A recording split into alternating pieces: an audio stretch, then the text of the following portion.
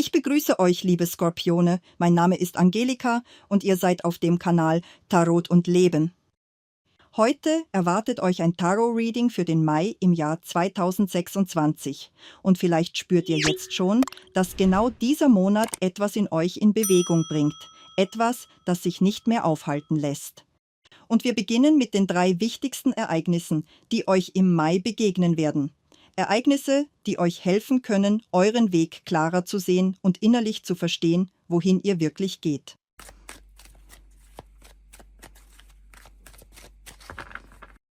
Also das erste wichtige Ereignis,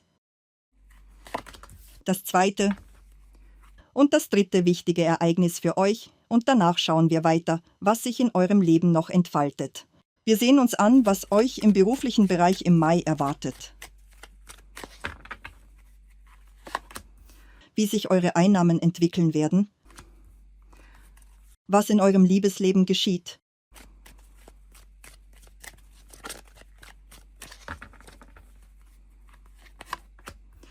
Worauf ihr in Bezug auf eure Gesundheit achten solltet und welchen Rat die Karten euch für diesen Monat mitgeben. So, lasst uns beginnen.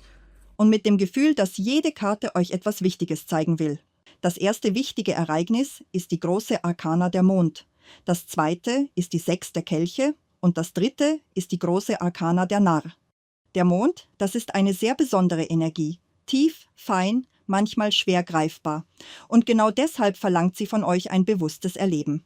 Ihr könnt diesen Monat auf eine sehr schöne Weise durch den Mond gehen. Als Romantik, als emotionale Nähe, als ein Gefühl von innerem Öffnen. Vielleicht sogar als Thema Schwangerschaft. Denn zusammen mit dem Narren und der 6 der Kelche zeigt sich hier ganz klar die Energie von Neubeginn und neuem Leben. Und gleichzeitig bringt der Mond auch eine andere Seite mit sich. Eine Seite, in der nicht alles sofort sichtbar ist, in der Dinge verschwimmen, undeutlich werden. Es kann sein, dass ihr euch selbst bestimmte Vorstellungen erschafft oder dass jemand in eurem Umfeld euch etwas zeigt, das nicht ganz der Realität entspricht. Manchmal sind es keine offenen Täuschungen, sondern eher feine Verschiebungen, kleine Ungenauigkeiten, ein Gefühl, dass etwas nicht ganz stimmt. Und genau hier beginnt eure innere Wachsamkeit. Es kann auch sein, dass sich Menschen zeigen, die nicht direkt handeln, sondern eher im Hintergrund wirken, die euch vielleicht bremsen wollen oder euch unbewusst in eine falsche Richtung lenken. Nicht laut, nicht offensichtlich, sondern leise. Und genau deshalb ist der Mond kein Gegner, sondern ein Hinweis. Er kommt wie ein stiller Begleiter und sagt euch, schau genauer hin, fühle tiefer, vertraue nicht nur dem, was du siehst. Alles, was im Mai geschieht, nehmt mit einer gewissen inneren Distanz wahr, ohne sofort zu vertrauen, ohne euch komplett zu öffnen. Versucht weniger über eure Pläne zu sprechen, weniger von euch preiszugeben und mehr bei euch selbst zu bleiben. Denn je weniger andere über euch wissen, desto weniger Einfluss können sie auf euren Weg nehmen. Und hier ist noch ein wichtiger Moment. Zeigt euch etwas zurückhaltender. Wenn ihr Erfolge habt, tragt sie nicht nach außen. Wenn euch etwas gelingt, behaltet es erstmal bei euch. Nicht jeder Mensch kann sich wirklich ehrlich freuen. Und manchmal entsteht aus Neid eine Energie, die euch unbewusst ausbremst. Das ist kein Grund für Angst, sondern ein Grund für Bewusstsein. Ihr schützt eure Energie und bleibt in eurer inneren Stärke. Die 6 der Kelche bringt eine ganz andere Qualität hinein. Warm, weich, fast wie ein sanftes Licht aus der Vergangenheit. Diese Karte kann euch zurückführen. Zu Menschen, zu Orten, zu Gefühlen, die euch einmal sehr nah waren. Vielleicht begegnet ihr alten Freunden, ehemaligen Kollegen, Menschen, mit denen euch etwas Echtes verbunden hat. Und plötzlich entstehen Gespräche, Erinnerungen, Momente, in denen ihr merkt, wie viel von euch dort noch lebt. Ihr erinnert euch daran, wie es war, als alles leichter schien, als Gefühle klarer waren, ehrlicher, oder jemand aus eurer Vergangenheit tritt wieder in euer Leben, genau im richtigen Moment. Nicht zufällig, sondern weil genau jetzt ein Punkt erreicht ist, an dem diese Begegnung etwas in euch auslösen kann. Diese Menschen kommen nicht für immer, sondern für eine bestimmte Phase, um euch etwas zu zeigen, euch zu unterstützen, euch vielleicht eine wichtige Information zu geben. Und wenn diese Aufgabe erfüllt ist, geht jeder wieder seinen Weg. Aber das, was in euch bleibt, verändert euch. Die 6 der Kelche trägt auch die Energie von zu Hause, von Wurzeln, von dem Ort, an dem ihr euch wirklich fühlt. Vielleicht kehrt ihr an einen Ort zurück, der euch geprägt hat. Vielleicht besucht ihr eure Familie, eure Eltern Oder ihr seid einfach wieder in einem Raum, in dem ihr euch sicher fühlt. Und genau dort entsteht dieses Gefühl von innerer Ruhe. Auch gemeinsame Feiern, familiäre Treffen, wichtige Anlässe können jetzt eine große Rolle spielen. Ihr kommt zusammen, tauscht euch aus, lacht, erinnert euch. Und in diesen Momenten spürt ihr, was euch wirklich trägt. Und genau darin liegt die Kraft dieser Karte. Sie erinnert euch daran, woher ihr kommt und gibt euch dadurch Stabilität für das, was vor euch liegt. Weiter geht es, und das dritte wichtige Ereignis ist der Narr. Der Narr zusammen mit dem Mond kann auf Schwangerschaft hinweisen, auf die Geburt eines Kindes, und gleichzeitig trägt der Narr immer die Energie von etwas vollkommen Neuem in sich, etwas, das in euer Leben tritt und es verändert. Das kann eine neue Idee sein, neue Möglichkeiten oder auch Ereignisse, die eure bisherigen Grenzen erweitern und euch aus dem Gewohnten hinausführen. Mit dem Narren geschehen oft echte Wendepunkte, wie ein inneres Rad, das sich dreht und eure Realität in eine neue Richtung lenkt.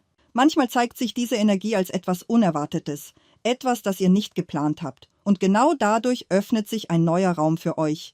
Vielleicht spürt ihr, dass ihr eine Schwelle überschreitet, dass ihr innerlich in eine neue Phase eures Lebens eintretet. Und das fühlt sich gleichzeitig aufregend, lebendig und fast ein wenig überwältigend an. Der Narr bringt Leichtigkeit und Freiheit, eine gewisse Unbeschwertheit, fast wie eine Rückkehr zu einem inneren Kind, das die Welt wieder neu entdeckt. Ihr könnt euch selbst dabei überraschen, wie offen ihr auf einmal seid, wie viel Freude ihr an dem habt, was geschieht. Es entsteht eine kraftvolle Energie in euch, ein innerer Impuls, etwas zu tun, etwas zu beginnen. Diese Energie nicht einfach stehen zu lassen, sondern bewusst zu nutzen. Und genau hier liegt der Schlüssel. Diese Energie braucht eine Richtung. Der Narr kann Ereignisse in ganz unterschiedlichen Lebensbereichen bringen, nicht nur in einem, sondern überall dort, wo ihr bereit seid, euch zu öffnen. Er ist unberechenbar, aber genau darin liegt seine Stärke, denn jede dieser Situationen führt euch zu neuen Möglichkeiten. Vielleicht bekommt ihr eine Idee, die euch wirklich bewegt, vielleicht entsteht ein neuer Anfang, vielleicht öffnet sich für euch sogar die Möglichkeit zu reisen, eine Reise an einen Ort, den ihr noch nie gesehen habt, eine Begegnung mit einer neuen Kultur. Und genau solche Erfahrungen können euren Blick auf das Leben verändern, euch innerlich erweitern. Es kann sogar sein, dass ihr irgendwo ankommt und plötzlich spürt, hier könnte ich bleiben, hier beginnt etwas Neues für mich. Der Narr kann auch ganz konkret als neuer Anfang erscheinen, eine neue Arbeit, ein neuer Wohnort, ein neues Projekt oder sogar ein eigenes Business. Und egal in welcher Form er sich zeigt, es ist entscheidend, dass ihr diese Energie nicht ignoriert. Denn sie bringt euch eine neue Sichtweise und eröffnet euch Wege, die vorher nicht sichtbar waren. Und jetzt schauen wir weiter, was euch im beruflichen Bereich erwartet und wie sich eure Einnahmen entwickeln. Im beruflichen Bereich zeigt sich hier der König der Schwerter und das bedeutet viel Arbeit mit dem Verstand. Neue Pläne, neue Strategien, Entscheidungen, die Klarheit und Struktur verlangen. Ihr denkt analytisch, ihr plant, ihr entwickelt Konzepte und versucht, diese konsequent umzusetzen. Es kann auch sein, dass ihr eine neue Stelle antretet und dort auf eine sehr anspruchsvolle männliche Person trefft, oder ihr begegnet jemandem, der euch unterstützt, euch hilft, eine Position zu bekommen oder euch mit wichtigen Kontakten verbindet. Dieser König kann auch eine einflussreiche Person sein, jemand mit Autorität, jemand, der Entscheidungen trifft, und eure Aufgabe kann darin bestehen, mit dieser Person zu interagieren. Fragen zu klären, Projekte zu besprechen. Vielleicht arbeitet ihr unter seiner Führung oder präsentiert ihm eure Ideen, besonders die neuen Impulse, die durch den Narren entstehen. Es kann auch sein, dass diese Energie sich als Beratung zeigt. Ihr wendet euch an jemanden mit Fachwissen, vielleicht juristisch, vielleicht in Bezug auf Dokumente oder Verträge. Und ihr bekommt genau die Klarheit, die ihr braucht. In manchen Fällen kann auch eine Prüfung stattfinden. Ein Vorgesetzter überprüft eure Arbeit oder eine externe Kontrolle schaut sich euer Unternehmen an. Doch der König der Schwerter kann auch Wachstum bedeuten. Eine Beförderung, mehr Verantwortung, mehr Einfluss. Vielleicht werdet ihr in eine leitende Position gebracht oder übernehmt ein wichtiges Projekt. Ihr könnt zur zentralen Person in einem Team werden, jemand, der Richtung gibt. Und genau deshalb ist es im Mai entscheidend, rational zu handeln, klar zu denken. Emotionen treten hier in den Hintergrund. Die Logik wird zu eurem wichtigsten Werkzeug. Und wenn ihr merkt, dass euch etwas unklar ist, dann sucht gezielt nach Unterstützung. Eine fachliche Beratung kann euch helfen, die richtige Entscheidung zu treffen. Und nun zu den Finanzen. Hier zeigt sich die große Arkana der Gehängte.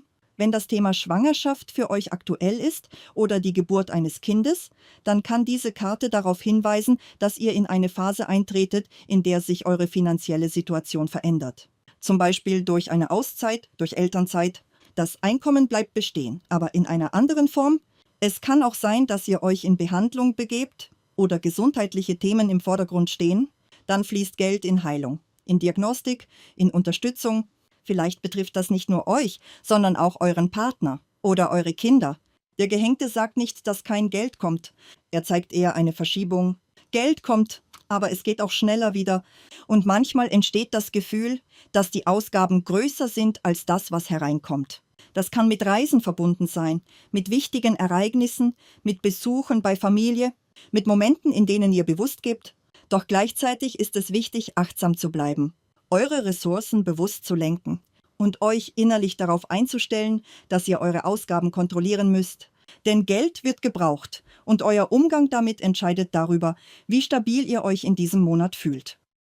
Lasst uns jetzt schauen, was euch im Bereich der Liebe erwartet. Hier zeigt sich der Ritter der Schwerter. Der Ritter der Schwerter trägt eine intensive, bewegte Energie. Er ist direkt, schnell, manchmal scharf in seinen Reaktionen, innerlich angespannt und voller Impuls. Diese Energie kann sich plötzlich zeigen, wie ein Windstoß, der Ruhe aufwirbelt und Emotionen an die Oberfläche bringt. Für diejenigen unter euch, die in einer Partnerschaft sind oder in einer stabilen, langfristigen Verbindung leben, kann diese Karte auf Phasen von Unverständnis hinweisen, auf Spannungen, auf Situationen, in denen Worte schneller ausgesprochen werden, als sie gefühlt werden. Es kann sein, dass Gespräche eine andere Färbung bekommen. Direkter, schärfer, mit weniger Zurückhaltung.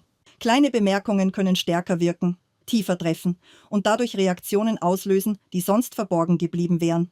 Auch eine gewisse Kühle kann sich zeigen, Distanz. Das Gefühl, dass jeder für einen Moment mehr bei sich ist als beim Gegenüber. Vielleicht entsteht der Eindruck, dass Bedürfnisse nicht vollständig wahrgenommen werden oder dass es schwerfällt, aufeinander zuzugehen. Einer von euch möchte sich nicht begrenzen lassen, will frei handeln, frei sprechen, ohne sich anzupassen. Und genau aus diesem inneren Impuls heraus können Spannungen entstehen, Konflikte, die plötzlich Raum einnehmen. Doch diese Phase trägt keinen zerstörenden Kern. Sie ist Teil eines lebendigen Prozesses. Jede Verbindung durchläuft Momente, in denen die Balance kurzzeitig verloren geht, in denen eine Seite empfindlicher ist, schneller reagiert, stärker fühlt. Und hier beginnt eure bewusste Entscheidung, wie ihr mit dieser Energie umgeht. Denn wenn ein Impuls auf einen Gegenimpuls trifft, verstärkt sich die Dynamik, der Konflikt wächst. Wenn jedoch einer die Spannung in sich hält und der andere bewusst ruhig bleibt, innerlich gesammelt, präsent, dann entsteht ein Raum, in dem sich alles wieder beruhigen kann. Dann bleibt die Verbindung bestehen und gewinnt sogar an Tiefe, weil ihr euch auf einer neuen Ebene begegnet. Vielleicht bringt jemand seine Anspannung aus dem Alltag mit, nach Hause, in eure gemeinsame Energie. Spricht emotionaler, reagiert schneller, zeigt das, was sich innerlich angestaut hat. Und genau hier liegt der Schlüssel. Reagiert ihr aus der gleichen Spannung heraus? Oder wählt ihr Ruhe, Klarheit, bewusste Präsenz? Diese Entscheidung lenkt den weiteren Verlauf. Für diejenigen unter euch, die nicht in einer Partnerschaft sind, diese Karte schließt neue Begegnungen nicht aus. Kontakte sind möglich, Gespräche, spontane Verbindungen.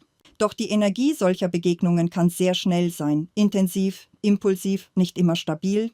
Der Mensch, dem ihr begegnet, kann eine starke Ausstrahlung haben. Direkt sein, leidenschaftlich, aber auch schnell in Konflikte gehen.